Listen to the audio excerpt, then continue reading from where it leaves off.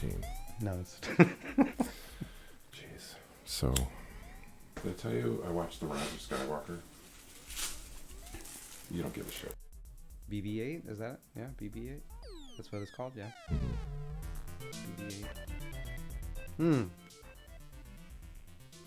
So Star Wars, obviously they're trying to replace Luke, right? It's, it's I what don't they're see. doing. There's It's nothing. fine. There's nothing wrong with There's it. nothing wrong with that. That's fine. Yeah. In the beginning of The Force Awakens, when she was like hanging out on the planet, they were setting her up, and it seemed promising. It was sort of a mythical idea for me as a kid. It had a positive influence on me for sure. Even in terms of wanting to make movies and sort of just being like, holy shit, you can do this kind of, it was sort of magical to me that you could do this kind of thing for a living. What? Did you like it? Like I said, I didn't hate the movie. I only hate J.J. Abrams. Well, it's like so many weird choices that sort of suspended your disbelief that I don't know what to believe at this point. I just saw it, and I don't know what to believe. part of me could enjoy watching the spectacle of it all because it's a spectacle. I mean, it's kind of ridiculous. I'm no expert. Who is Chris? Yeah, most of the things that they did, if they would have just handled them over the course of 3 movies instead of cramming them into this movie, it would have made sense, but complete clusterfuck, I only hate it when I really think about it. When I really think about, how irresponsible I think they've been. I don't know that it's even intentional.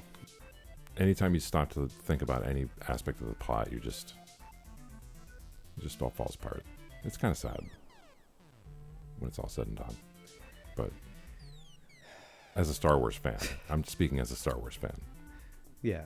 I mean, I'm not a go to conventions fan, but I consider myself a pretty big fan at this point.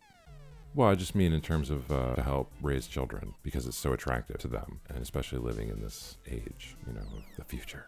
Yeah. Well, that's what all stories do, right? I mean, that's what fairy tales are. They're just an effort to teach the children. That's the part of Star Wars that I'm a fan of.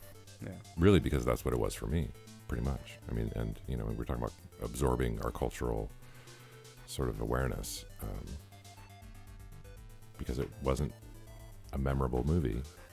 No care was taken to, allow you to think through any of the plot. It's a beautiful movie. There's no doubt. I mean, it's how it is. The environment, the sound design, all of that shit's awesome. There's some choices, sci-fi choices that they make that are fucking Leia coming from outer space. Come on, dude. It's such a weird choice. So many weird choices. I guess they were working with, they did the best with what they had. It's Spoilers all over the place. Rey is Deus Ex Machina walking around in character. They shat on Luke. Where's he been for 30 years? The whole the Jedi have to end. It's and by the end of it, she calls herself a Skywalker. This is all besides the point of fucking Emperor Pep Peps. Pep Peps. Step Emperor Pep Peps. So. Grandpa Peps.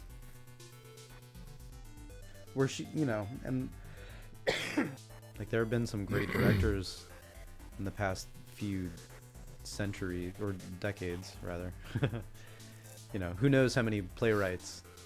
Well, yeah, I mean, I imagine that most people, who are young, aspiring writers who would first read Shakespeare and blow their minds, or whatever it is. Just imagining a stage play that wasn't something that happened every day. Sure.